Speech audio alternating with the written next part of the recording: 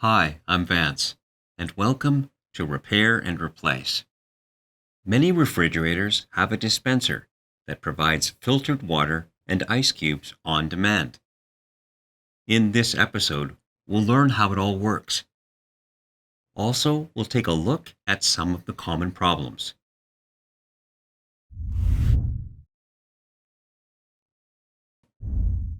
The water dispenser has several basic parts. There's usually one or more valves mounted near the compressor. This may include a valve for the water filter, one for the dispenser, and another for the ice maker. When the microswitch is triggered, power is sent to the solenoid, which opens the water valve.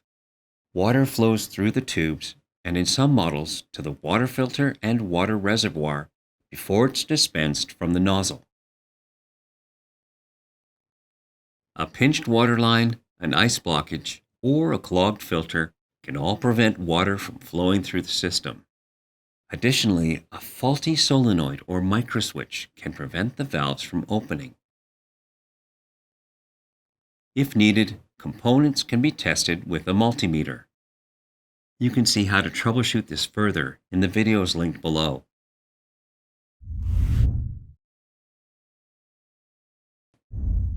First, the ice maker ejects the ice cubes into the bin. When you press the paddle, it triggers a microswitch. The auger motor pushes the ice forward and out through the dispenser. When you select cubed ice, a solenoid will open a flap and allow the cubes to fall down the chute. When you select crushed ice, the flap will stay closed and the ice is crushed between several blades. Some models do not have a solenoid. Instead, the motor will switch directions to crush the ice.